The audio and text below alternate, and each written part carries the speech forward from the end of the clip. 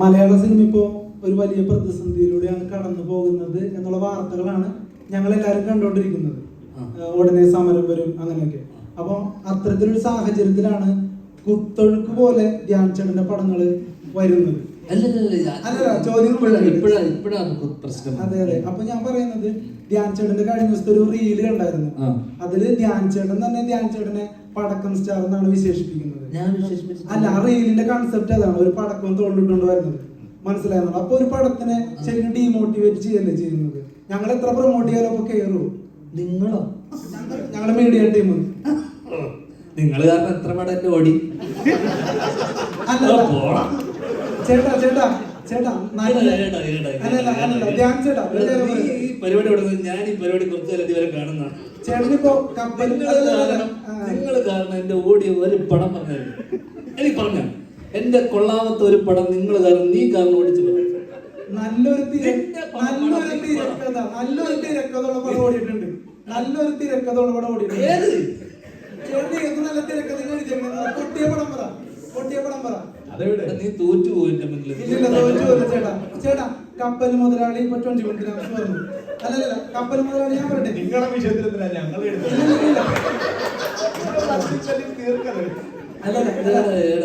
ചോദ്യം ഫിനിഷ് ചെയ്തോട്ടെ. ചോദ്യം ഫിനിഷ് ചെയ്തോട്ടെ. അതായത് കപ്പൽ മുതലാളി താരതമ്യേന നല്ല പടമാണ്. നിനക്ക് ഇഷ്ടമാണ്, നിന്റെ ഇഷ്ടം. എന്റെ ഇഷ്ടം എനിക്ക് ഇഷ്ടമില്ല പടം. അത് കുഴപ്പമില്ല. പക്ഷെ 21 ഗ്രാംസ് താരതമ്യേന നല്ല പടം. ബോക്സ് ഓഫീസ് ഹിറ്റ് ആണെന്നല്ല പറയുന്നത്. കപ്പൽ മുതലാളി ബോക്സ് ഓഫീസ് ഹിറ്റ് അല്ല. പക്ഷെ ഞാൻ പറഞ്ഞു വന്നത് അത് ഭയങ്കരമായിട്ട് കളിയല്ല.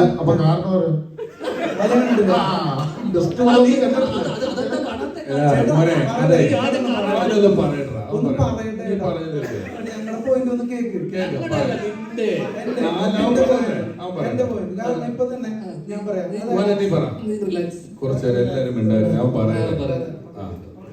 അപ്പൊ ഞാൻ പറഞ്ഞു വരുന്നത് നല്ലൊരു തിരക്കഥയുള്ള സിനിമകളൊന്നും പൊട്ടിയിട്ടില്ല. പ്രൊമോഷൻ ഇല്ലാതെ തന്നെ ജയിച്ചിട്ടുണ്ട്. ഞങ്ങളിപ്പോ വരാത്ത വളങ്ങൾ ഒരുപാട് ജയിച്ച് ഞങ്ങൾ കണ്ടിട്ടുണ്ട്.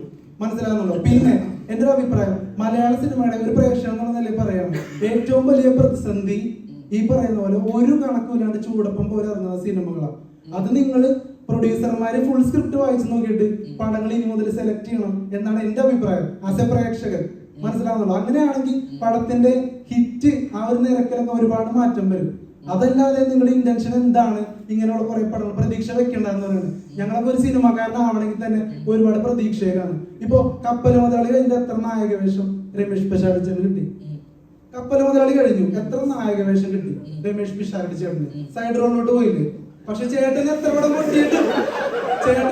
പൊട്ടിയിട്ടും പടം കിട്ടുന്നുണ്ട്. നിനക്ക് ഇതിന്റെ പെറിഫറൽ ആയിട്ടുള്ള കാര്യങ്ങൾ മാത്രമേ അറിയുള്ളൂ.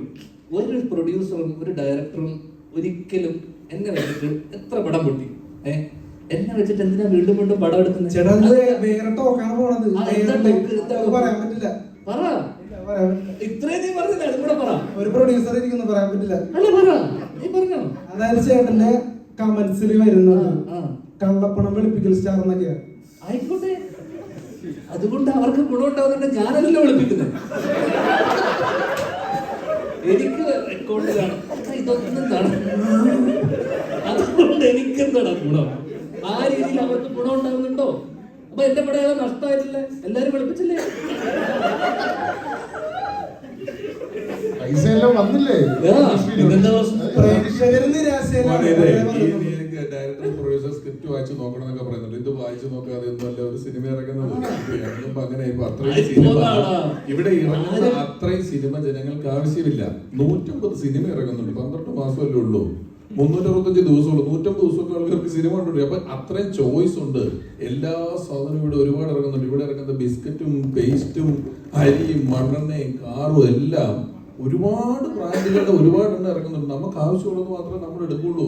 നീ വഴി കൂടെ നടന്നിട്ട് ഹോട്ടലുകളുണ്ട്. ഓരോ 2 മാസം ഇടവിട്ട് നീ ഹൈവേ വഴി യാത്ര ചെയ്ത ഹോട്ടൽ തുറക്കും, ഹോട്ടൽ പൂട്ടും, കട തുടങ്ങും. അതുപോലൊരു സംഭവം മാത്രമാണ് ഇവിടെ നടക്കുന്നത്. പലതും വരും, പലരും വീണ്ടും അത് ചെയ്യാൻ തീരുമാനിക്കും. ആ കാലത്തുള്ളതിനേക്കാൾ സിനിമയ്ക്ക് മറ്റ് വ്യാവസായിക അടിസ്ഥാനത്തിലുള്ള കച്ചവടങ്ങളൊക്കെ നടന്നു തുടങ്ങുന്നത് കൊണ്ടും ധ്യാന്റെ പടത്തിന് ആ ലെവലിലുള്ള കോസ്റ്റ് വലിയ ഒരു 100 കോടി പടമൊന്നും അല്ല ധ്യാന്റെ പടം എന്ന് പറഞ്ഞ് വരുന്നതും ഇല്ല, നമ്മൾ ചെറിയ പടം ചെയ്യാൻ ആഗ്രഹമുള്ള ഒരാൾ വരുമ്പോൾ അത് ഇൻഡസ്ട്രിയെ നിയന്ത്രിക്കുന്ന ഒരാൾ, നീ സിനിമയിൽ വരാൻ ആഗ്രഹിക്കുന്നു എന്ന് പറഞ്ഞില്ലേ, അതേപോലെ സിനിമ ചെയ്താൽ മതി എന്ന് ആഗ്രഹിക്കുന്ന ആൾക്കാരുണ്ട്. അവരെന്തായാലും ഒരു സിനിമ ചെയ്യും. അവർ ചെയ്യാൻ സിനിമ വരുമ്പം അവർ നോക്കിയെടുക്കുമ്പോൾ അവർക്ക് വലിയ ആൾക്കാരുടെ പുറകെ പോകാനോ കിട്ടാനുള്ള സാധ്യതയില്ലെങ്കിൽ അവർക്കൊരു സിനിമ ചെയ്യണം എന്നുള്ളൊരു ആഗ്രഹമാണ്. കിട്ടിയാ കിട്ടി, പോയാൽ പോട്ടെ, ലോട്ടറി എടുക്കുന്ന പോലെയാണ്. മുമ്പൊന്നും പറഞ്ഞിട്ടില്ല. ശ്രീകാന്ത് വെട്ടിയാലും അപ്ലോഡ് ചെയ്തിട്ടുണ്ട്. അതൊരു പടക്കൂട്ടുണ്ടാണോ നാളെ എന്റെ ഒരു ഗുണ്ട് വരുന്നുണ്ടെന്നുള്ള രീതിയിൽ. നിനക്ക് ഈ പ്രൊഡ്യൂസർമാർക്ക് ഇവിടെ ഇരിക്കുന്നവർക്കും ഇല്ലാത്ത വേദന എന്താണ് നിനക്ക്?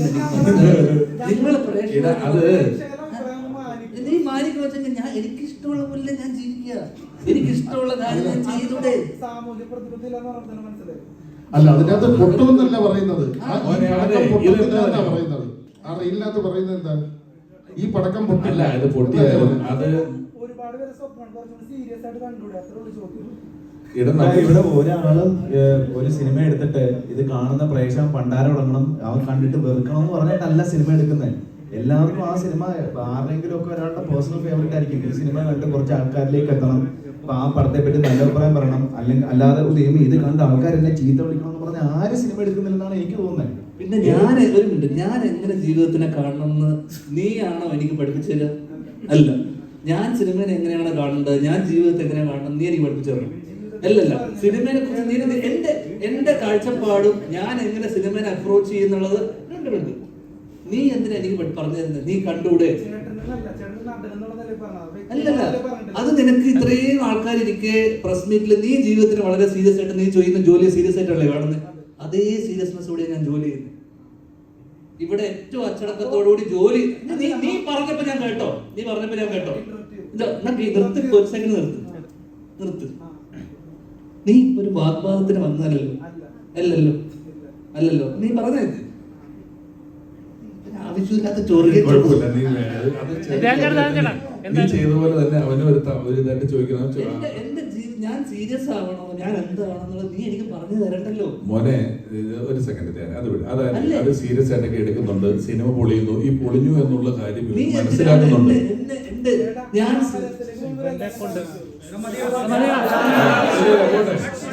മോനെ, സമരത്തിലേക്ക് പോകണമെന്ന് ഞങ്ങളല്ല.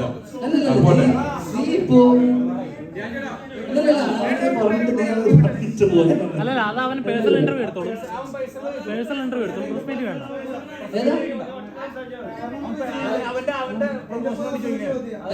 അവന്റെ പ്രൊമോഷൻ നീ പേഴ്സണലായിട്ട് നീ ചോദിച്ചാൽ മതി.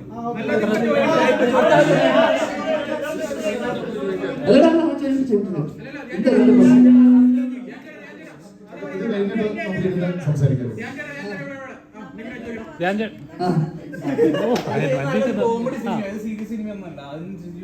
പിന്നെ ആ റീൽ ഉൾപ്പെടെ എല്ലാം കോമഡി ഇതൊരിക്കലും നമ്മള് ഈ പറയുന്ന ഇത്രയും ആൾക്കാർ നീ ഇപ്പൊ ആലോചിച്ച് നോക്ക്. ഞാൻ സീരിയസ് ആയിട്ട്, അത് വളരെ പേഴ്സണൽ ആണ് നീ ചോദിച്ച കാര്യം.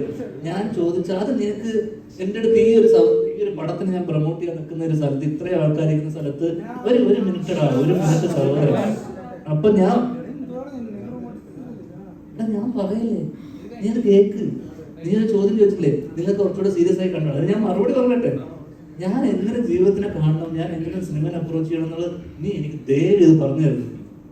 നിന്നെ ഒരിക്കലും നീ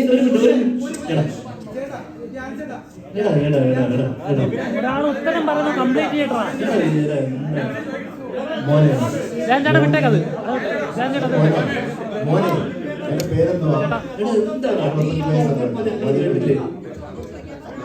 ചേട്ടാ, ആ സബ്ജക്ട് വിട്ടേക്ക്. മോന്റെ പേരെന്തുവാ? വേണ്ട അല്ല, ഏത് ചാനലാ? അതും വേണ്ടല്ലേ. പക്ഷെ എനിക്കിപ്പോ നല്ലൊരു അറിവ് കിട്ടിയപ്പോ ഞാന് 40 വർഷമായി. ഓക്കെ, അത് അഡ്വർടൈസ്മെന്റ് ആയല്ലോ. ഞാൻ ചോദിക്കാൻ വന്ന ചോദ്യം, മോൻ പറഞ്ഞു കള്ളപ്പണം വെളുപ്പിക്കാനാണ് സിനിമ എടുക്കുന്നത്. അല്ല, താഴെ ഇടുന്ന കമന്റ് വെച്ചിട്ടാണോ നീ പറയാ കള്ളപ്പണം വെളുപ്പിക്കുന്ന കാര്യം? നിനക്ക് എന്ത് അടിസ്ഥാനം ഉണ്ട് പറയാൻ? എന്ത് പ്രൂഫ് ഉണ്ട് നീ പറയുന്നതിന്? നീ താഴെ യൂട്യൂബിൽ കമന്റ് ഇടുന്ന ആൾക്കാരെയാണ് പറഞ്ഞിട്ടല്ലേ? നിനക്ക് എന്തെന്ന് അറിയാമോ ഇതിനെ കുറിച്ച്, സിനിമയെ കുറിച്ച്? അപ്പൊ മിണ്ടരുത്. അത് വിട്ടേക്ക്. ആവശ്യമില്ല. നമ്മളൊരു സ്ഥലത്ത് വരുമ്പോൾ ഞാൻ ഇവരൊക്കെ എത്ര കാലമായി കാണുന്നത് അറിയാമോ? അൺപ്ലസന്റ് ആയിട്ടുള്ള ഒഫെൻസീവ് ആയിട്ടുള്ള ചോദ്യങ്ങൾ ചോദിക്കുന്നത് നിർത്തുക.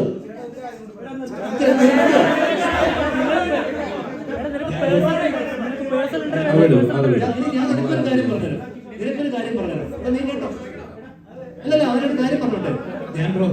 ഒരു കാര്യം നീ കേട്ടോ, ഒരു കാര്യം നീ കേട്ടോ, അല്ല അവനൊരു ഒരു കാര്യം പറയടാ മോനെ, എടാ നീ അവിടെ അവനെ നിങ്ങൾ കോർണറില്ലേ? എടാ എന്തുകൊണ്ടായിരിക്കും ഇത്ര സിനിമ എന്നറിയാമോ? ആൾക്കാരെ വെറുപ്പിക്കാതിരിക്കുക, വെറുപ്പിക്കുന്ന ചോദ്യങ്ങൾ ചോദിക്കുക. മനസ്സിലായോ? സിനിമയിൽ വേണ്ടത് വെറുപ്പിക്കരുത്. ഇവിടെ വേണ്ടത് സിറ്റ് പടം ചെയ്യുക, ഇതൊന്നുമല്ല. അച്ചടക്കം, മര്യാദ, എവിടെ എന്ത് സംസാരിക്കണമെങ്കിൽ വെറുപ്പിക്കാതിരിക്കുക. നീ ഇത്രയും ആൾക്കാർ പറഞ്ഞിട്ട് നീ വെറുപ്പിച്ചു, എന്നെ വെറുപ്പിച്ചു, ഇത്രയും ആൾക്കാര്. നിനക്ക് ഒരു വില ഞങ്ങളെടുത്തുണ്ടോ? ഒന്നുമില്ലല്ലോ. നീ ഇത്ര തവണ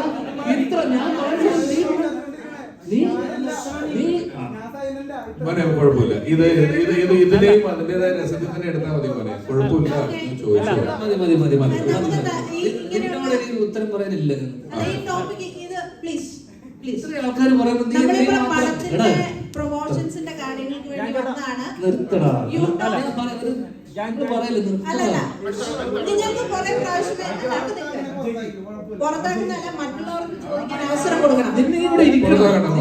ഒന്നുമില്ല. അയ്യോ കുഴപ്പമില്ല. ക്വസ്റ്റ്യൻസ് വരുന്നു, പ്ലീസ്. കുഴപ്പമില്ല. ഇത് കഴിഞ്ഞിട്ട് സംസാരിക്കാം.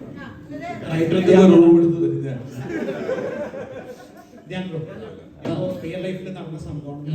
അതിൽ നടന്ന അതേ ക്യാരക്ടേഴ്സ് തന്നെയാണോ, മീൻ ആ ക്യാരക്ടർ തന്നെയാണോ സിനിമാറ്റിക് ആയിട്ട് എന്തെങ്കിലും എൻഹാൻസ് ചെയ്തിട്ടുണ്ടോ റൈറ്റിംഗ് വൈസ്? സിനിമാറ്റിക് ആയിട്ട് സ്വാഭാവികമായിട്ടും ചില സാധനങ്ങൾ എൻഹാൻസ് ചെയ്തിട്ടുണ്ട്. കാരണം ഞാനിപ്പം അതിന്റെ ഡയലോഗ്സും കാരണം എനിക്ക് ഇൻസിഡന്റ് മാത്രമേ അറിയുള്ളൂ. അപ്പം സ്വാഭാവികമായിട്ട് അന്ന് നടന്ന കാര്യങ്ങൾ, അവർക്കിടയിലുള്ള കോൺവെർസേഷൻ, ഡയലോഗ്സ് ഒന്നും നമുക്ക് കൃത്യമായിട്ടുള്ളൊരു ഐഡിയ ഇല്ല. അപ്പൊ ഈ ഇൻസിഡന്റ് അറിയാവുന്നതുകൊണ്ട് തന്നെ പിന്നെ പ്രത്യേകിച്ച് കാരണം ഇതിനെ നമുക്ക് രണ്ട് രീതിയിൽ ട്രീറ്റ് ചെയ്യാം. ഭയങ്കര റിയൽ സ്പേസിൽ ട്രീറ്റ് ചെയ്യാം. കാരണം നടന്നൊരു കഥയായതുകൊണ്ട് തന്നെ ഭയങ്കര റിയലിസ്റ്റിക് ആയിട്ട് ഭയങ്കര റിയൽ സ്പേസിൽ ട്രീറ്റ് ചെയ്യാം. നമ്മൾ വളരെ സിനിമാറ്റിക് ആയിട്ടും സറ്റാരിക്കലായിട്ടും കോമിക്കലും ആയിട്ടാണ് ട്രീറ്റ് ചെയ്തിട്ടുള്ളത്. വളരെ സീരിയസ് ആയിട്ടുള്ള വിഷയത്തിനെ പോലും അത് ആൾക്കാർക്ക് എന്റർടൈനിങ് ആവണമെങ്കിൽ കുറച്ച് തമാശ കലർത്തി പറഞ്ഞാൽ മാത്രമേ അതിൽ രസം ഉണ്ടാകുന്ന രീതിയിൽ ആണ് ഇതിനെ അവതരിപ്പിച്ചിട്ടുള്ളത്. അതുകൊണ്ട് സിനിമാറ്റിക് ആണ് ഒരു പരിധി വരെ. ധ്യാൻ ചേട്ടാ ഇപ്പോൾ ഒരു നല്ലോണം ഹ്യൂമർ കൈകാര്യം ചെയ്യുന്ന, അല്ലെങ്കിൽ ധ്യാൻ എന്ന് പറഞ്ഞ ആക്ടർ മലയാളികൾക്ക് എന്നും ഫേവറേറ്റ് തന്നെയാണ്. അതുകൊണ്ടാണ് ധ്യാൻ ചേട്ടൻ ഇത്ര കൂളായിട്ട് നിൽക്കുന്നത്, ഞങ്ങളോട് ഇടപെടുന്നത്. അത് ഞങ്ങള് അത് വിട്ടേക്കേട്ടാ. അപ്പൊ ഏത് കാര്യത്തിനും പ്രശ്നമുണ്ടോ? ചോദ്യം ചോദിക്കരുത്, പ്രശ്നം കഴിഞ്ഞു. ഇത്രയും സ്വാതന്ത്ര്യത്തിൽ നിനക്ക് ഒരാളോട് സംസാരിക്കാൻ പറ്റുന്നത് ഞാൻ ഈ ഇൻഡസ്ട്രിയിൽ ഞാൻ മാത്രമായിരിക്കും. എല്ലാത്തില്ലേ നീ ഫസ്റ്റ് ചോദ്യത്തിലല്ലേ നിന്നെ പുറത്താക്കില്ല. നീ ഒരിക്കലും ഇവിടെ ഇതിന്റെ മോന്റെ ജോലിയിൽ പഠിച്ചു വരികയാണ്. ഇത് അത് പഠിച്ചു വരുന്നു. അപ്പം ഈ ഇങ്ങനത്തെ ക്വസ്റ്റ്യൻസ് ചോദിക്കല് വരുന്നതുകൊണ്ട് ഈ ജോലി ഇതിന്റെ ഒരു ബിസിനസ് പരിപാടി, ഇതൊക്കെ ഞാൻ നിനക്ക് വളരെ പേഴ്സണലായിട്ട് പറഞ്ഞുതരാം. ഇവിടെ പലർക്കും അത് അറിയാം, നിനക്കത് അറിയില്ല, അതാ പ്രശ്നം. ഓക്കെ, ഞാൻ പറഞ്ഞുതരാം പേഴ്സണലായിട്ട്. ധ്യാൻ ചേട്ടാ അപ്പം ഒരുപാട് സ്വന്തം സിനിമ പൊട്ടിയെന്ന് അഡ്മിറ്റ് ചെയ്യുന്നുണ്ടല്ലോ, അതൊരു വലിയ മനസ്സാണ്. ഞാൻ ചോദിച്ചതല്ലേ, സിനിമ പൊട്ടിയാല് പലരും അത് പൊട്ടിയില്ല, മറ്റേതാണ് വിജയമാണ്, അങ്ങനെയൊന്നും പറയുന്നില്ല. നമ്മളത് പൊട്ടി മോശമായി എന്നോട് ചോദിച്ചിരുന്നത് നിങ്ങൾക്ക് സിനിമ സീരിയസ് ആയിട്ട് കണ്ടൂടെ എന്ന് ചോദിക്കുമ്പോ ഞാൻ സിനിമ സീരിയസ് ആയിട്ട് കാണാത്തതല്ലോ. ഞാൻ വളരെ സീരിയസ് ആയിട്ട്. നീ ഒരാൾ മാത്രം സീരിയസ് ആയിട്ട് ഇട്ടിട്ട് എന്താ കാര്യം? പ്രൊഡ്യൂസർ കാണണ്ടേ? ഇതിന്റെ പ്രൊഡ്യൂസർ, ഡയറക്ടർ, ഇവരൊക്കെ സീരിയസ് ആയിട്ട്. നമ്മൾ ആക്ടേഴ്സ് എന്താണെന്ന് അറിയുമോ? നമ്മൾ ടൂളാണ്. നമ്മൾ എന്നെ ഉപയോഗിച്ച് വർഷങ്ങൾക്ക് ശേഷം നമ്മൾ സിനിമ ചെയ്തു. അതിന് ഞാൻ അത്യാവശ്യം എനിക്ക് അഭിനയിച്ചിട്ടില്ലേ? ആ പടം ഓടിയില്ലേ? നല്ല അതിന്റെ പുറകിൽ നല്ല സംവിധായകൻ ഉണ്ടായിരുന്നു, എഴുത്തുകാരുണ്ടായിരുന്നു. ഇതൊക്കെയാണ് ഇതിന്റെ അവിഭാജ്യ ഘടകം. എന്തൊക്കെയാ? എഴുത്ത്, നീ പറഞ്ഞ പോലെ നല്ല എഴുത്തുകാർ വേണം. ഇത് എന്റെ കോളല്ല. നമുക്ക് വരുന്നതേ ചെയ്യാൻ പറ്റുള്ളൂ. നിനക്കൊരു ജോലി, ഒരാൾ ജോലി ചെയ്ത് നമ്മൾ ഫ്രീലാൻസ് ചെയ്യുന്ന ആൾക്കാരാണ്. അപ്പൊ ഞാൻ എന്ത് ചെയ്യും? അവരുടെ ഗട്ട് ഫീലിങ്ങിനെ നമ്മൾ വിശ്വസിക്കും. കാരണം എല്ലാവരും ആദ്യ സിനിമ ചെയ്യാൻ വരുന്ന ആൾക്കാരാണ്. ഇതുപോലെ നിന്റെ പ്രായത്തിലുള്ള പഠിക്കുന്ന പിള്ളേർ ആദ്യ സിനിമ ചെയ്യാൻ വരുന്ന ആൾക്കാർ എൻ്റെ അടുത്ത് വന്നിട്ട് പറയുന്നു, ചേട്ടാ ഒന്ന് കൂടെ നിൽക്കണം. ഞാൻ ഇവരോടൊക്കെ പലപ്പോഴും പറഞ്ഞിട്ടുണ്ട്, ചിലപ്പോൾ ഓടില്ല. നമ്മൾ അവരെ കൺവിക്ഷനെ വിശ്വസിച്ച് നമ്മൾ സിനിമ അവർക്ക് ഡേറ്റ് കൊടുക്കും, അവർ ആത്മാർത്ഥമായി ശ്രമിക്കും, പൊട്ടിപ്പോ. ഈ 150 പടം ഇറങ്ങുന്നില്ല. നമ്മളൊക്കെ വിദേശത്തൊക്കെ പ്രോഗ്രാമിന് മുമ്പ് ചില ആൾക്കാർ പരിചയപ്പെടും, ഒരു പടം ചെയ്യണമെന്ന് പറയും. ഇരുത്തി എങ്ങനെയാണ് സിനിമ തിയേറ്റർ എടുക്കുന്നത്, ഏത് സമയത്തെ ഷോകൾ നിങ്ങൾക്ക് കിട്ടും, നിങ്ങൾ പടം ചെയ്താൽ ഈ 9:30 രാവിലെ 8:30 ഷോ ഇട്ട ആൾ പോലും നല്ലല്ലോ, എങ്ങനെയാണ് സ്ക്രീൻ എടുക്കുന്നത്, എങ്ങനെയാണ് ഇതിന്റെ ബിസിനസ്, നിങ്ങൾ ഇപ്പോൾ ഇത് ചെയ്താൽ നിങ്ങൾക്ക് നഷ്ടം വരുമെന്നൊക്കെ പറഞ്ഞ് കൃത്യമായി ക്ലാസ് എടുത്ത് വിട്ടവനും 2 മാസം കഴിയുമ്പോൾ ചെയ്തു കേട്ടോ പടമെന്ന് പറഞ്ഞ് നിൽക്കുന്നത് ഞാൻ കണ്ടിട്ടുണ്ട്. അത് ചിലർ ടൂർ പോകുന്ന പോലെ, ചിലർക്ക് അതൊരു അവർ വിദേശത്ത് പോയതും ഒക്കെ ചിലപ്പോൾ അല്ല എവിടെ ആയിക്കോട്ടെ അവർ പൈസ ഉണ്ടാക്കുക, ഒരു പടം ചെയ്യാന്നുള്ള ആഗ്രഹത്തിന് പോയ ആളുകളാണ്. അവരതിന് വരുന്നു, അവരത് ചെയ്യുന്നു. ഇത് കിട്ടിയില്ലെന്നോർത്ത് ഇതോടുകൂടി അങ്ങനെ നശിച്ച് വഴിയാധാരമാകുന്ന പ്രൊഡ്യൂസർമാരൊന്നും അല്ല. നല്ല ആളുകൾ നല്ല അവരുടെ ഒരു ചെറിയ രൂപയോട് വെച്ച് ഒരു ആഗ്രഹപ്പടം ചെയ്യുന്നു, ആ ആഗ്രഹപ്പടത്തിന് അവൈലബിൾ ആകുന്ന ആക്ടർമാരെ തട്ടുന്നു, അതിൽ കിട്ടുന്നു, ചെയ്യുന്നു, അത്രേ ഉള്ളൂ. നിന്നോട് ഒരു ദേഷ്യവും 1% പോലും ഞങ്ങൾക്ക് ആർക്കും ഇല്ല. നീ അതിന്റെ പേരിൽ മനസ്സ് വേദനിക്കേണ്ട ആവശ്യവുമില്ല. അങ്ങനെ കേട്ടോ, നിന്റെ വാതിൽ നിന്നെ പോലെയായിരുന്നു ഞാൻ. ജയൻ ചേട്ടാ, അപ്പൊ ഒരുപാട് ജയൻ ചേട്ടാ, അപ്പൊ ജയൻ ചേട്ടോ ഒരുപാട് ചിത്രങ്ങൾ ഇറങ്ങുന്നുണ്ട്. അപ്പം ഈ പറഞ്ഞ കുറച്ച് മുമ്പേ ഒരു പോസ്റ്റ് വന്നായിരുന്നു രമേശ് ചെന്നിത്തലയുടെ. കാരണം ഒരു കുട്ടികളുടെ ഇടയിലും യുവാക്കളുടെ ഇടയിലും വയലൻസ് ഉള്ള ചിത്രങ്ങൾ, ഡ്രഗ് ഉപയോഗിക്കുന്ന ചിത്രങ്ങൾ കൂടി വരുന്നതുകൊണ്ട് അത് ഇൻഫ്ലുവൻസ് ചെയ്യുന്നുണ്ട്. അപ്പൊ ശരിക്കും പറയാം ഇതേപോലത്തെ ഹ്യൂമറുള്ള ഫാമിലി ഓറിയന്റഡ് ആയ ചിത്രങ്ങളല്ലേ ഇച്ചിലൂടെ തിയേറ്ററിൽ ഓടേണ്ടത്? എടാ അത് ഇതെങ്ങനെ മാനസികമായിട്ട് ഇവരെ ഇൻഫ്ലുവൻസ് ചെയ്യുന്നത് ചോദിച്ചു കഴിഞ്ഞാൽ നമുക്കത് ഇത് പേഴ്സൺ ടു പേഴ്സൺ അല്ലേ. ഇപ്പൊ നമ്മൾ ഒരു സിനിമ മാർക്ക് കൊണ്ടിട്ട് നമ്മൾ ആരും പോയിട്ട് ഇതുപോലത്തെ കാര്യങ്ങൾ ചെയ്യില്ല. ഇത് ഡിപ്പെൻസ് ഓൺ അവരുടെ ചൈൽഡ്ഹുഡ്, അവരുടെ ഇത്തരത്തിലുള്ള അവരുടെ സ്കൂളിംഗ്, ഇതിനെയൊക്കെ അടിസ്ഥാനപരമായി ഇതൊക്കെ അപ്ബ്രിങ്ങിങ്ങിനനുസരിച്ചിരിക്കും. മനസ്സിലായില്ലേ? അവർക്കുണ്ടായിട്ടുള്ള ട്രോമകൾ അവരുടെ അനുസരിച്ചിരിക്കും. ഇതൊക്കെ സിനിമക്ക് ഒരു പരിധി കൂടുതലൊന്നും ഇൻഫ്ലുവൻസ് ചെയ്യാൻ പറ്റുന്ന എനിക്ക് തോന്നുന്നില്ല. ഇൻഫ്ലുവൻസ് ഉണ്ട്, ഇല്ല എന്നല്ല, പക്ഷെ അൾട്ടിമേറ്റ്ലി ആ വളർന്നു വരുന്ന ആ ചെറുപ്പക്കാരന്റെ അപ്ബ്രിങ്ങിങ്ങും കുട്ടിക്കാലം അല്ലെങ്കിൽ അയാളുടെ അഡോളസെന്റിൽ അയാൾ കാണുന്ന ചുറ്റുമുള്ള ആൾക്കാർ, അപ്പൊ എല്ലാ സാധനം ഇൻഫ്ലുവൻസ് ചെയ്യും. സിനിമ മാത്രമല്ലല്ലോ, സൗഹൃദം ഇൻഫ്ലുവൻസ് ചെയ്യും, അയാളുടെ റിലേറ്റീവ്സ്, അയാൾ ഇതൊക്കെ ഇൻഫ്ലുവൻസ് ചെയ്യും. അപ്പൊ സിനിമേനെ മാത്രം നമുക്ക് അടിച്ച് ഈ സിനിമ കണ്ടതുകൊണ്ട് ഇയാൾ ഇങ്ങനെ ആയിപ്പോയി എന്ന് നമുക്ക് പറയാൻ പറ്റില്ല. ചുറ്റുപാട് നടക്കുന്ന പല കാര്യങ്ങളുടെ ഇൻഫ്ലുവൻസ് ചെയ്യും. സിനിമയും ചിലപ്പോൾ ഇത്തരം വയലന്റ് ആയിട്ടുള്ള സിനിമകൾ വരുന്ന സമയത്ത് അതും ഇൻഫ്ലുവൻസ് ചെയ്യാൻ സാധ്യതകളുണ്ട്. ഞാനൊരു കാര്യം പറഞ്ഞോട്ടെ. അതായത് ഒരു വലിയ കൊലപാതകം, ആ കൊലപാതകത്തിന് ശേഷം 2 വീട്ടുകാർ തമ്മിൽ വലിയ പ്രതികാരം, വർഷങ്ങളോളം പ്രതികാരം തമ്മിൽ മിണ്ടൂല്ല എന്നൊക്കെയുള്ള കഥയാണ് ഗോഡ് ഫാദറിന്റെ യഥാർത്ഥ കഥ. എൻ്റെ ലക്ഷ്മി കൈകളിൽ കിടന്ന് പിടഞ്ഞു മരിച്ചു എന്നൊക്കെ പറയുന്നത് വെട്ടിക്കൊന്നതാണ്. ഒരു കൊലപാതകവും കാണിക്കാതെ മലയാളത്തിൽ ഏറ്റവും കൂടുതൽ കാലം 450 ദിവസം തിയേറ്ററിൽ ഓടിയ പടമാണ് ഗോഡ് ഫാദർ എന്ന് പറയുന്നത്.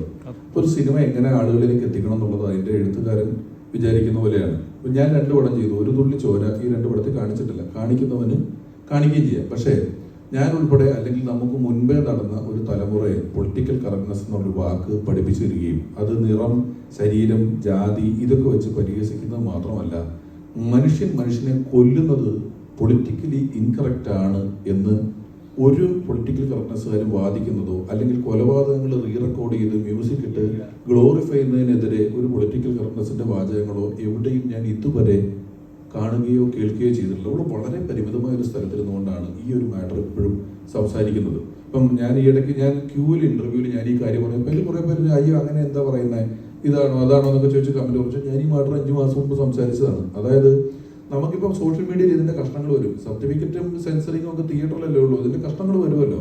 അപ്പൊ ഈ ക്രൈം ഈ ലെവലിൽ ഗ്ലോറിഫൈ ചെയ്ത് അവതരിപ്പിക്കുക, വില്ലനായിട്ട് അഭിനയിച്ച ആൾക്കാർ വളരെ സ്റ്റാറിനെ പോലെ നടക്കുക, നിൽക്കുക, നിരന്തരം കൊല്ലുക, കൊലപാതകം എന്നൊക്കെ പറഞ്ഞാൽ വലിയ പടങ്ങൾ ഉൾപ്പെടെ കഴുത്ത് വെട്ടിക്കളയുക മറ്റു വരെന്ന് പറയുന്നത് നിരന്തരം കാണുമ്പം ഇത് സ്വാഭാവികമാണെന്ന് തോന്നും. വളരെ നാച്ചുറലായ ഒരു പ്രോസസ്സ് പോലെ, വളരെ ഞാൻ പറഞ്ഞതുപോലെ അങ്ങനത്തെ സാധാരണഗതിയിലല്ലാത്ത ആളുകൾക്ക് നാച്ചുറൽ ആണെന്ന് തോന്നാം.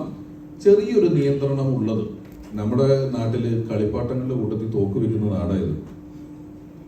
കാറും ബിപിയും ഡോളും അതിന്റെ ഇപ്പുറത്ത് തോക്കുണ്ട്. ഇത് മേടിച്ച് പിള്ളേർ പരസ്പരം വെടിവെച്ച് കളിക്കുന്നുണ്ട്. കളിപ്പാട്ടത്തിൽ വരെ തോക്കുണ്ട്. അങ്ങനത്തെ ഒരു നാടായത്. അപ്പോൾ ഒരു കൺട്രോൾ ഉണ്ടെങ്കിൽ നല്ലതാണ് എന്ന് തോന്നുന്നു.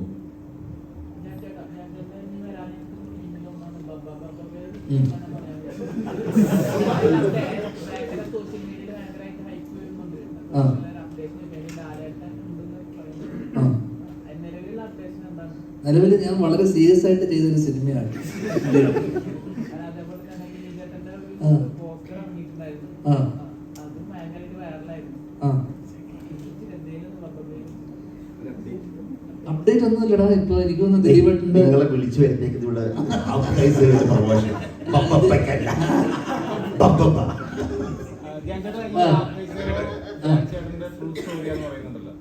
ഏതാ ഈ സിനിമ ട്രൂ സ്റ്റോറി എന്ന് ആ പറയുന്നത് അതെ സിനിമ ഇറങ്ങി കഴിഞ്ഞാൽ അതിന്റെ കഥാപാത്രങ്ങളെ ആ കാണിക്കും ഒരിക്കലും കാണിക്കാൻ പറ്റത്തില്ല. മഞ്ഞുമൽ ബോയ്സ് ഒക്കെ കണ്ട പോലെ ഒരു വീരസാഹസിക കൃത്യമൊന്നും അല്ല ഇതിന്റെ കൂട്ടുകാര് ചെയ്തേക്കുന്നത്. അത്യാവശ്യം ട്രെയിലർ കണ്ടാലുള്ള സംഭവങ്ങൾ ചെറുങ്ങനെ മനസ്സിലായി കാണുമല്ലോ. അത്ര വീരസാഹസികതകളില്ല. അവന്മാര് ചിലപ്പോ പഞ്ചായത്ത് വിട്ട് പോവാൻ സാധ്യതയുണ്ട്. ഇവൻ അവരോട് പറഞ്ഞിട്ടില്ല നിങ്ങളുടെ കഥ എന്നുള്ളത്. അവര് ഫ്രഷ് ആയിട്ട് വന്ന് കാണുമ്പോ ഇത് ഇവന്റെന്ന് അറിഞ്ഞാൽ അവൻ പഞ്ചായത്ത് വിട്ട് പോകും. അതുപോലത്തെ കഥയാണ്. ചേട്ടാ ബാച്ചിലർ പാർട്ടീസിൽ എന്തൊക്കെ നടക്കുന്നത് നമുക്ക് ഏകദേശം ഒരു ഊഹമുണ്ട്. ചേട്ടന്റെ ബാച്ചിലർ പാർട്ടിയിൽ എന്തെങ്കിലും നടന്നു?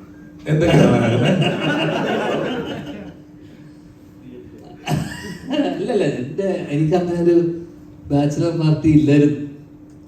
കാരണം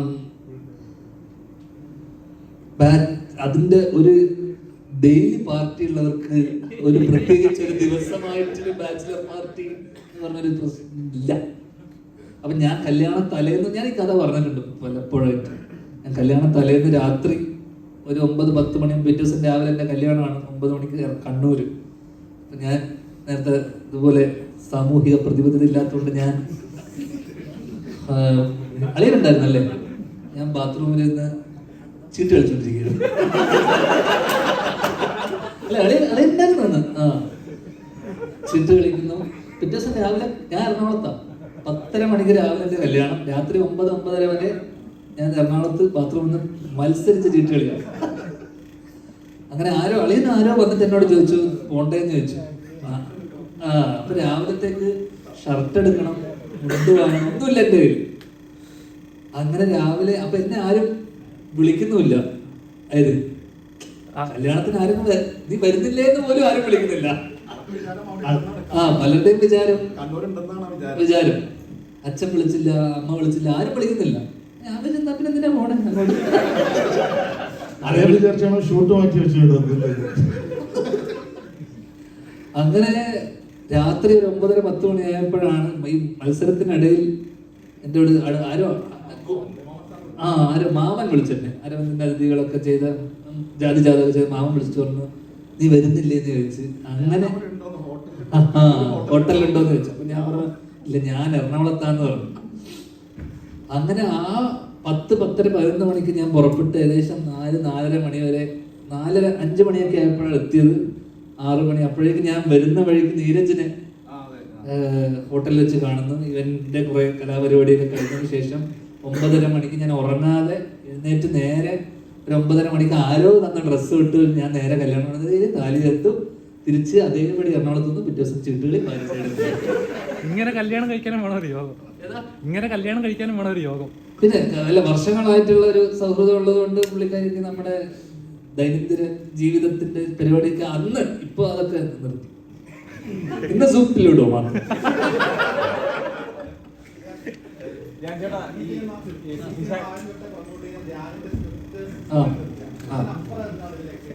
അപ്പുറം ഒന്നുമില്ല.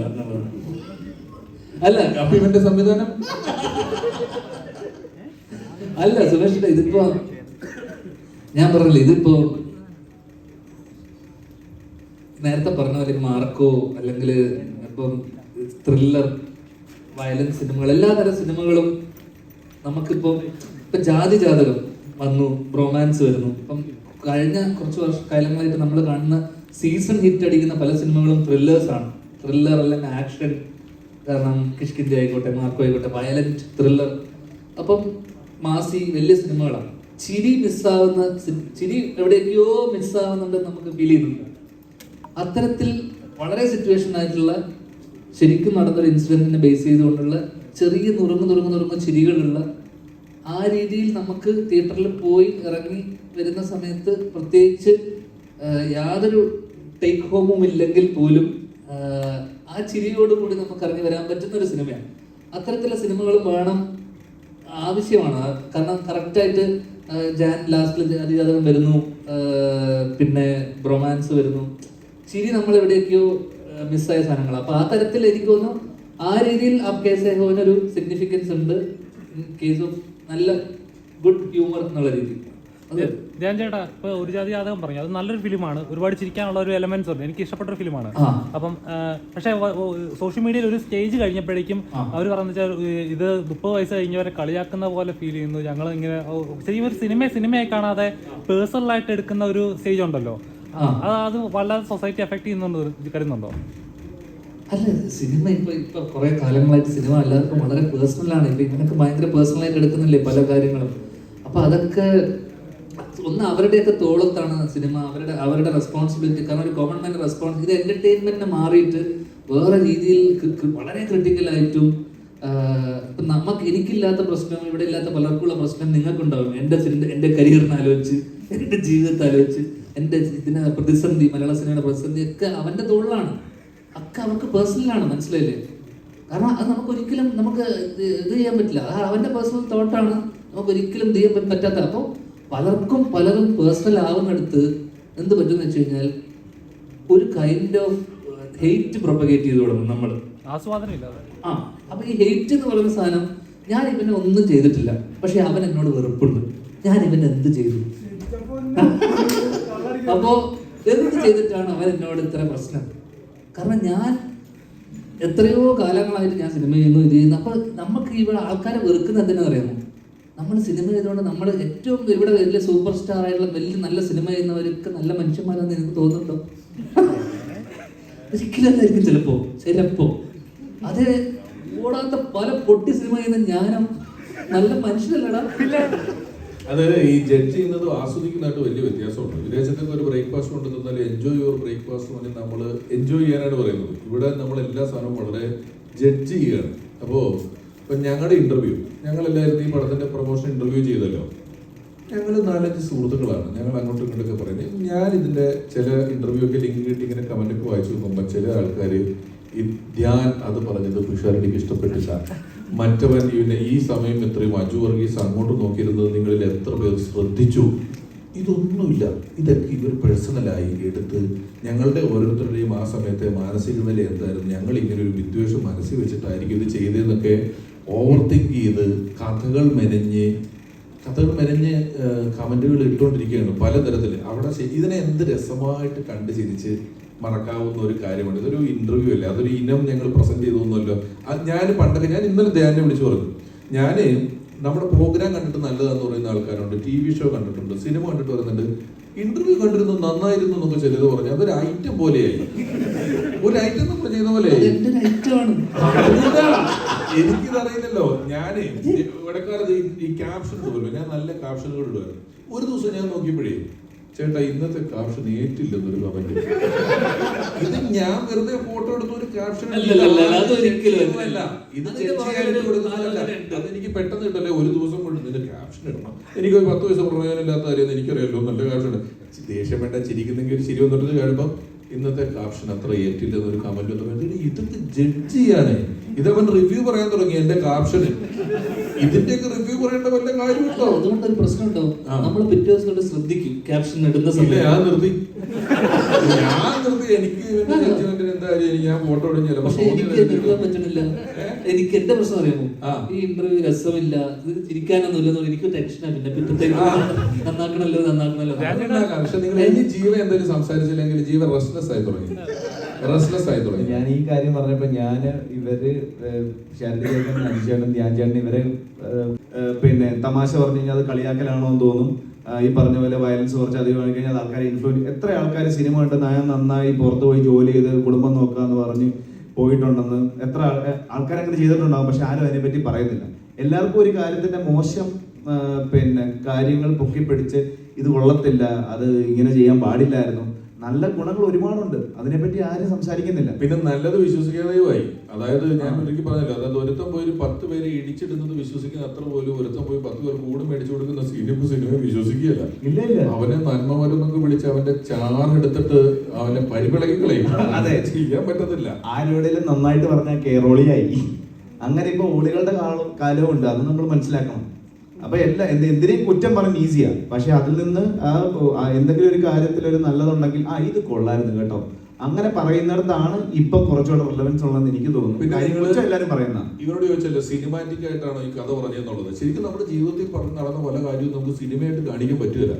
ഇപ്പം ഈ അടുത്ത് വളരെ നമ്മളെല്ലാം ഞെട്ടിപ്പോയ ഒരു കൊലപാതകം, ഒരാൾ 4-5 പേരെ കൊന്നു. സിനിമയിൽ ഇയാള് കാരണമായി പറഞ്ഞ ഒന്നും സിനിമയ്ക്ക് റീസൺ അല്ല. സിനിമയിൽ ഒരു ക്യാരക്ടർ അങ്ങനെ പോയി കൊന്ന ആൾക്കാർ കൂവും, അയ്യേ ഇതെന്ത് ഇങ്ങനത്തെ ഒരു കാര്യത്തിന് ഒരാൾ പോയി കൊല്ലു എന്നൊക്കെ ചോദിക്കും. ലോജിക്ക് നോക്കും. അന്നേരം സമൂഹത്തിൽ നടക്കുന്ന അത്രയും സത്യത്തിൽ ഇപ്പം സിനിമാറ്റിക് ആയിട്ട് ചിന്തിക്കാൻ പറ്റില്ല. കല്യാണം കഴിച്ച ഒരു വരനും വധു ഇറങ്ങി വരുന്നു, ഒരു മരക്കം പൊടിഞ്ഞ് തലേ വീണ് വരൻ മരിച്ചു. നിങ്ങൾ ഈ വാർത്ത പത്രത്തിൽ വായിച്ചാൽ ഒന്നുമില്ല, കല്യാണം കഴിഞ്ഞൊരു മരം ഒടിഞ്ഞു തലേ. ഇത് സിനിമ കാണിച്ച ആ സീന് പോവും. ഒപ്പം തന്നെ മരക്കുമ്പോ അവന്റെ തലേ വീണ് പിന്നെ ചോദിക്കും. അപ്പൊ സത്യത്തിൽ സിനിമാറ്റിക് ആക്കുക എന്ന് പറയുന്നത് സമൂഹത്തിലുള്ള അത്ര ഇല്ല സിനിമയില്. സമൂഹത്തിനാണ് കുറച്ചുകൂടെ നമുക്ക് വിശ്വസിക്കാനുള്ളത്. സിനിമ വിശ്വസിപ്പിക്കാൻ കൂടുതൽ പാടാണ്.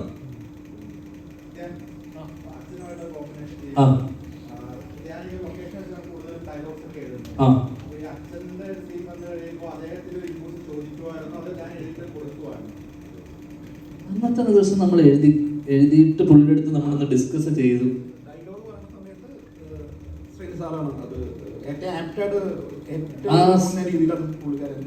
ആ സീൻ ഒന്ന് ജസ്റ്റ് ഒന്ന് ബ്രീഫ് ചെയ്തപ്പോ പുള്ളി അതിനകത്ത് എന്തൊക്കെ പറയണം വേണ്ട എന്നുള്ളതൊക്കെ ജസ്റ്റ് ഒന്ന് പുള്ളി പറയും. അതിനപ്പുറം ഭയങ്കര ഇൻപുട്സ് ഒന്നും ഉണ്ടായിരുന്നു. അല്ല, അങ്ങനെ ഭയങ്കര നിർണായക ഘട്ടമൊന്നും ഈ സിനിമയിൽ അത്തരത്തിലുള്ള വലിയ ഘട്ടങ്ങളൊന്നും ഇല്ല. ഇതിലൊരു നമ്മൾ കോമിക്കലായിട്ടും വളരെ സെറ്റാരിക്കലായിട്ടും പറഞ്ഞു പോകുന്നതുകൊണ്ടും ഈ ഇൻസിഡന്റ് കൃത്യമായിട്ട് പുള്ളിക്ക് അറിയാവുന്നതുകൊണ്ടും അവിടെ വലിയ കോൺവെർസേഷൻസോ ഡയലോഗുകളോ അല്ലെങ്കിൽ അത്തരത്തിലുള്ള സംഭാഷണങ്ങളൊന്നും ഇല്ല ആ പുള്ളി വരുന്ന ഏരിയയിൽ പ്രത്യേകിച്ച്.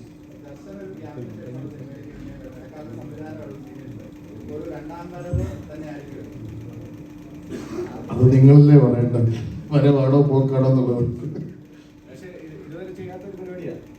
എനിക്ക് വളരെ ഇഷ്ടപ്പെട്ട, ഭയങ്കര എന്താ പറയുന്ന, ഭയങ്കര ഫ്രീ ആയിട്ട് ചെയ്യാൻ പറ്റി. അത് ഡയറക്ടറിനെയും ധ്യാനിനെയും തന്നെയാണ് ഫുൾ ക്രെഡിറ്റ് കൊടുക്കുന്നത്. ധ്യാൻ ചേട്ടാ ഇന്റർവ്യൂസിൽ രമേശ് ചേട്ടൻ ഒത്തുപിടിച്ച് നിൽക്കുന്നുണ്ട്.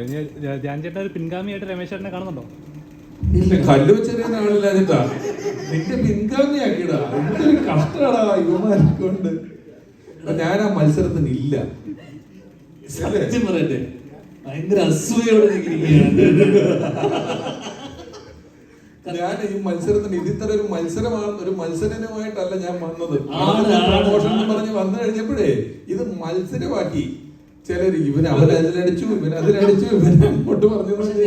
ഞാൻ പൊതുവെ ഒരു ഇന്റർവ്യൂ, നമുക്കൊരു ഇന്റർവ്യൂവിന്റെ പോക്ക്, ഇപ്പൊ ഒരാള് സംസാരിക്കുന്നുണ്ടെങ്കിൽ, ഇപ്പൊ സംസാരിക്കുന്ന സമയത്ത് എനിക്ക് എന്തെങ്കിലും കൗണ്ടർ അടിക്കുക, തിരിച്ചു പറയുക, അതിനപ്പുറം ആ മൊത്തം സെഷൻ ഇൻട്രസ്റ്റിംഗ് ആക്കുക എന്നുള്ളതാണ് ഞാൻ എപ്പോഴും ചിന്തിക്കുക. കാരണം ഞാൻ ബാക്കിയുള്ളവർക്ക് ഒരു സ്പേസ് കൊടുത്തിട്ടും ബാക്കിയുള്ളവർ സംസാരിക്കട്ടെ, അല്ലെങ്കിൽ അവർ സംസാരിക്കട്ടെ, ജീവക്ക് ചില കാര്യങ്ങളിട്ട് പറയാനുള്ള ഗ്യാപ്പ്. പിന്നെ ഞാൻ ബേസിലൂടെ വർഷം ചെയ്യുന്ന സമയത്തും നമ്മൾ അവർക്കൊരു സാധനം ഇട്ട് കൊടുത്താൽ മാത്രമേ അവർ തിരിച്ച് കൗണ്ടർ അടിക്കുള്ളൂ. അപ്പൊ നമ്മൾ അങ്ങോട്ട് പറയാനും ഒരു ഗിവ് ആൻഡ് ടേക്ക് ഉണ്ടാവണം. അപ്പോൾ എല്ലാം ചിലവരിപ്പോ രമേശന്റെ കേസിൽ രമേശൻ കോൺസ്റ്റന്റ് ആയിട്ട് അടുത്തെന്ത് പറയണം എന്നുള്ള ഡീപ്പ് തിങ്കിങ് ആണ്. അപ്പൊ നമ്മൾ ശ്രദ്ധിച്ചാൽ മതി, ഇന്റർവ്യൂ ശ്രദ്ധിച്ചാൽ മതി. നമ്മളൊരു സാധനം അടിച്ചിട്ട് അവിടെ ചിരിച്ചോണ്ടിരിക്കുമ്പോഴും രമേശനല്ലേ ഇപ്പൊ ഒരെണ്ണം അടിച്ച് ഇതിന്റെ മുകളിൽ അടിക്കണം. ശ്രദ്ധിച്ചാൽ മതി, കെയർഫുൾ ആയി ശ്രദ്ധിച്ചാൽ എനിക്ക് മനസ്സിലാവും. എപ്പോഴും ബാക്കിയുള്ളവരുടെ തമാശക്ക് ചിരിക്കില്ല. ഞാന് വളരെ പണ്ട് ഞാനും ധർമ്മനും ഒക്കെ പരിപാടി ചെയ്യുന്ന സമയത്ത് തന്നെ റഫ് മാസ്റ്റേഴ്സ് ഒക്കെ തന്നെ ഞങ്ങൾ അങ്ങനെ അത്ര ചിരിക്കാതെ വളരെ സീരിയസ് ആയിട്ട് നർമ്മം പറഞ്ഞിട്ടുള്ള ആൾക്കാരാണ്. നിന്റെ അച്ഛൻ തമാശ പറയുമ്പോ അതേ പറയുന്ന നിമിഷം വരെ നമുക്കൊരു തമാശ വരുമെന്ന് മനസ്സിലാവില്ല, അതുപോലെ നിൽക്കുമായിരുന്നു. ഞാൻ അദ്ദേഹത്തിനെയൊക്കെ കണ്ടു വളർന്ന ഒരാളാണ്. അതുകൊണ്ട് ഞാൻ പറയട്ടെ അപ്പോ നീ പറഞ്ഞു തീരുന്നവരെ ഞാൻ മിണ്ടിയിട്ടില്ല. അപ്പോ ഈ തമാശ പറയുന്നതിന് കുറച്ച് മുമ്പേ ആക്ഷനുകൾ തുടങ്ങി. അത് കഴിഞ്ഞ് പറയാം, ഞാനൊക്കെ വളരെ നിശബ്ദമായിരുന്നു, സൈഡിൽ കൂടെ അടിച്ച് പണ്ടിങ്ങനെ ഈ ഫോണിൻ പ്രോഗ്രാമുകളുള്ള കാലത്ത് ഫോൺ പിടിച്ച് നർമ്മം പറഞ്ഞ് ശീലിച്ചതാണ്. പിന്നെ അതൊക്കെ നിർത്തി എത്രയോ നാൾ കഴിഞ്ഞിട്ട് നിന്റെയൊക്കെ ഇടയിൽ വന്ന് പെട്ടത്. അന്നാണ് എൻ്റെ തലയിൽ ഏതോ ഞരമ്പിൽ കൂടെ ഒക്കെ കുറെ നാളിന് ശേഷം കറണ്ട് ഓടുന്നത്. അതുവരെ ഒന്നും ഞാൻ ഇങ്ങനത്തെ കൗണ്ടർ വെച്ചിട്ട് കുറെ നാളായി. ഇത് എന്റെ തട്ടകമാണ്, കിങ്. നീ കാണിക്കോ, നീ എടുത്തോ, നീ തന്നെ ഇവിടുത്തെ രാജാവ്, വേറെ ആരുമില്ല. നീ കാരണമല്ലേ ഇപ്പൊ കപ്പൽ മൂലാലി പിന്നെ വന്നത്. പിന്നെ നീ അല്ല രാജാവ് എന്ന് പറയേണ്ട കാര്യം തിരിക്കുന്നത്. കാരണം എന്റെ ഡിജിറ്റൽ ഫാൻസിന് വലിയ വിലയിലായിരുന്നു. ഞാൻ അന്ന് പറഞ്ഞപ്പോ ഇത് വലിയ കാര്യം എടുത്തില്ല. അയ്യോ എന്റെ പൊന്നടാ സംഭവിച്ചിരിക്കുന്നത്. അപ്പൊ പലപ്പോഴും നമ്മൾ പറയുന്ന തമാശയും ബാക്കിയുള്ളവർ പറയുന്ന തമാശകളെ നമ്മൾ ആസ്വദിക്കുക എന്നുള്ളതാണ് ഏറ്റവും വലിയ ഇമ്പോർട്ടൻറ്റ്. അപ്പൊ എന്ന് വെച്ചാൽ ഞാൻ ബേസിലുമായിട്ട് ഇരിക്കുന്ന വർഷങ്ങൾക്ക് ശേഷം എനിക്ക് ഭയങ്കര ഇൻട്രസ്റ്റ്, ഒരു സെഷൻ പോലെയാണല്ലോ. പിന്നെ നമ്മളെ ഈ പറയുന്ന നമുക്ക് പരിചയമുള്ള ഇതിലുള്ള ഒരുപാട് ആൾക്കാരുണ്ട്, ഇവരുമായിട്ടുള്ള ഇന്ററാക്ഷൻ ആണല്ലോ സിനിമ ഇതിന്റെ കൂടെ. കാരണം എത്ര പേര് സിനിമയെ കുറിച്ച് എന്ത് പറയാൻ പറ്റും? സിനിമയെ കുറിച്ച് നമുക്കൊരു 5 or 10 വാക്കിൽ തീരും. അല്ലെങ്കിൽ അതെല്ലാവരും അതിപ്പോ എന്താ പറയുന്നത്, സിനിമയെ കുറിച്ച് പറയുന്നത് ഇതിനെ പറ്റി കൂടുതലൊന്നും പറയാൻ പറ്റില്ല, ഇതിൽ ഇത്രേ പറയാൻ പറ്റും, ഇങ്ങനെയല്ലേ പറയുള്ളൂ, ഇതൊരു ഇങ്ങനെയാണ്. അപ്പൊ ബാക്കി 5 മിനിറ്റ് കൊണ്ട് സിനിമയുടെ ചർച്ചകളൊക്കെ തീരും. ബാക്കിയുള്ളത് വെറും ചിറ്റ് പോലത്തെ കോൺവെർസേഷൻ ആണ്, കാഷ്വൽ കോൺവെർസേഷൻ. നീ പറഞ്ഞ പ്രശ്നം അങ്ങനെ ഉണ്ടെങ്കിൽ എനിക്ക് പഠിക്കണമല്ലോ. ഉണ്ടെങ്കിൽ എനിക്ക് തോന്നുന്ന കാര്യം, ഇപ്പൊ കഴിഞ്ഞ കുറെ അധികം നാളുകളായിട്ട് ഈ തമാശയിലുള്ള പൊളിറ്റിക്കൽ കറക്റ്റ്നെസ്, നമ്മൾ പറയുന്നതിനെ പേഴ്സണലി എടുക്കുക, സീരിയസ് ആയിട്ട് എടുക്കുക എന്നൊക്കെയുള്ള കാര്യം കൊണ്ട് ഞാൻ തലയിൽ ഒരു സൈമൾട്ടേനിയസ് ആയിട്ട് ഒരു എഡിറ്റിംഗ് പ്രോസസ്സ് നടക്കുന്നുണ്ട്. പണ്ട് ഇത് ഞാനോ ധർമ്മനോ ഒക്കെ ഇരുന്ന് അങ്ങോട്ടും ഇങ്ങോട്ടും പറയുന്നതിന് നമുക്ക് ഈ കുഴപ്പമില്ല.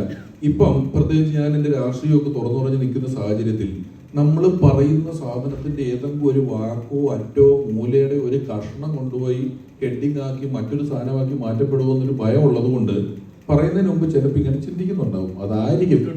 അല്ലാതെ അടുത്തത് ആർക്കിട്ട് എന്തടിക്കാന്ന് എനിക്ക് തമാശ പറയുന്നതിന് പ്രതിഫലമായി പണം കിട്ടി ശീലിച്ചവരാണ്. അതുകൊണ്ട് ഞാൻ ഫ്രീ ആയിട്ട് പറയുമ്പോൾ എനിക്ക് അതാ കൗണ്ട്. അത് പറഞ്ഞാൽ ഞാൻ എന്റെ കുടുംബം നോക്കിയത്. അപ്പൊ നീ കൂട്ടത്തിൽ വന്ന് വെറുതെ ഇരുന്ന് പറയുമ്പോൾ ആലോചിച്ച് നല്ലൊരു കൗണ്ടർ അടിക്കണം എന്നും ഒരു പിണ്ണാക്കും ആലോചിക്കുന്നില്ല. അവിടെ ഉണ്ടാക്കിയൊരു സാധനം ഇപ്പൊ ആലോചിച്ചിട്ട്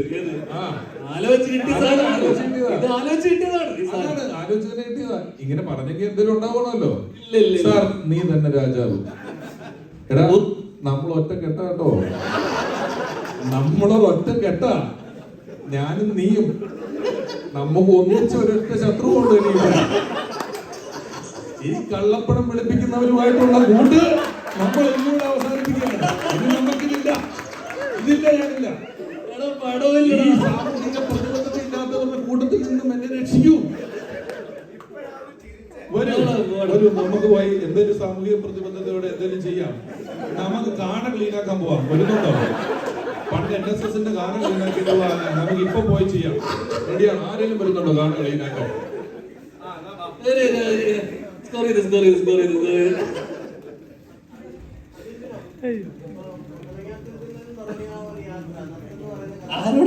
നീ തന്നെ വർത്താനം പറയണോ വീഡിയോ കോൾ ചെയ്യണോ?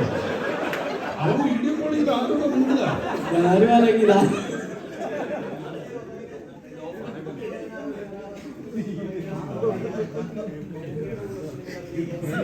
മോനെ ഇത് നീ പറഞ്ഞാൽ മതിയോ? ഞങ്ങൾ കേൾക്കണ്ടേ? ആരെങ്കിലും അവനൊരു മൈക്ക് കൊടുക്കുമോ? ആ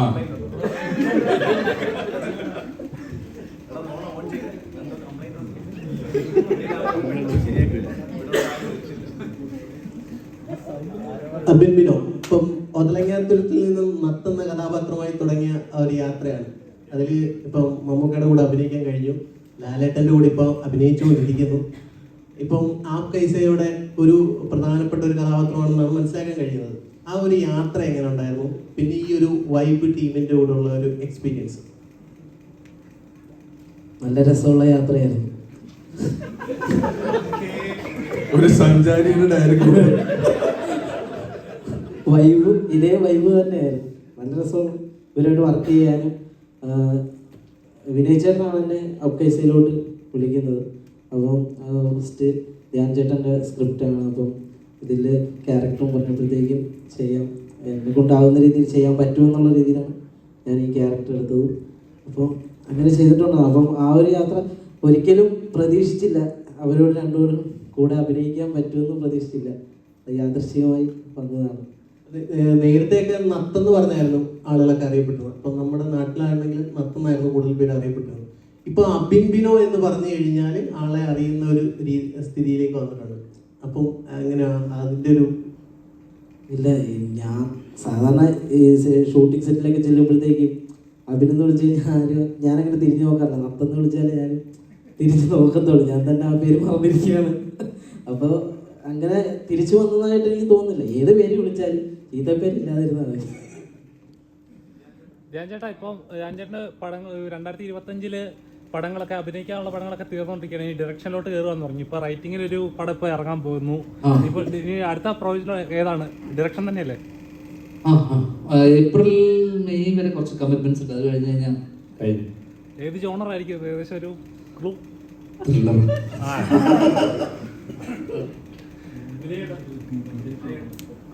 ഒരുപാട് ഹാസ്യ പടങ്ങൾ വർക്ക് ചെയ്തിട്ടുള്ള ആളാണ്. അപ്പോൾ അതുകൊണ്ട് തന്നെ ഇതിനകത്ത് ഒരു ഗ്രൂപ്പ് എടുത്താൽ നന്നായിട്ട് ഹാസ്യ വർക്കാവുന്ന ആൾക്കാരാണ്. ധ്യാൻ ചേട്ടൻ പോലത്തെ ആൾക്കാർ, അജോർ സാർ പോലത്തെ ആൾക്കാർ, ശ്രീനിവാസൻ പോലത്തെ ആൾക്കാർ. അപ്പോൾ ഇതിന്റെ ഡയറക്ടേഴ്സുമാണ്. അപ്പോൾ ഇവരെ കൂടെ ഉണ്ടായിരുന്ന എക്സ്പീരിയൻസ് എങ്ങനെയായിരുന്നു, വർക്ക് ചെയ്യാനൊക്കെ എങ്ങനെയായിരുന്നു എക്സ്പീരിയൻസ്. അതുപോലെ തന്നെ ഏതാണ്ട് ഒരു വർഷത്തിന് ശേഷമാണ് സിനിമ വരുന്നത്. അപ്പോൾ താങ്കളുടെ മാനസികാവസ്ഥയൊക്കെ എങ്ങനെയായിരുന്നു? ഒരു വർഷത്തിന് ശേഷം സിനിമ വരുമ്പോൾ അത്രയും നാട് സിനിമ പഠിക്കാത്തിരിക്കുന്ന മാനസികാവസ്ഥ? 14 വർഷമായിട്ട് അസിസ്റ്റന്റ് ക്ലീറ്റസ് തുടങ്ങി ഞാൻ അസിസ്റ്റന്റ് ആയിട്ട് നിൽക്കുന്നതാണ്. അപ്പോൾ അടിയപ്പി തുടങ്ങി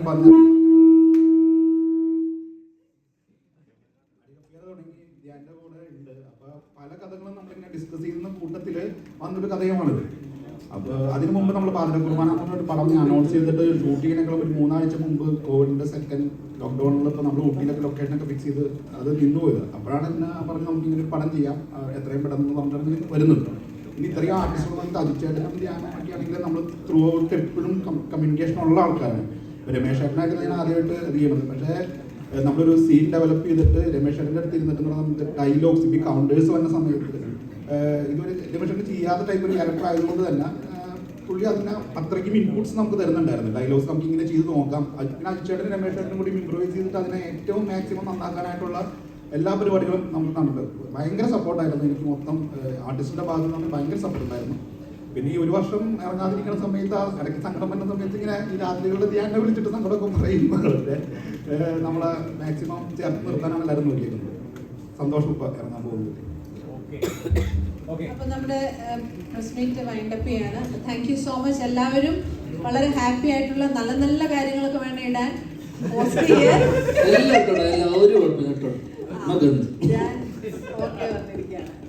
അപ്പൊ എല്ലാരും നാളെ സിനിമ കാണാനും കൂടെ എത്തണം കേട്ടോ. രാവിലെ ഉറപ്പല്ലേ? ഏത് പടം മിസ്സാകും? രാവിലെ 28-ാം തീയതി രാവിലെ സിനിമ കണ്ടിട്ട് മുൻവിധിയോടെ അല്ലാതെ പോയി സിനിമ കണ്ടിട്ട് പറ കേട്ടോ. നല്ലതാണെങ്കിൽ മാക്സിമം ചിൽജിലായിട്ട്. Thank you so much. Thank you കേട്ടോ. So thank you so much everyone.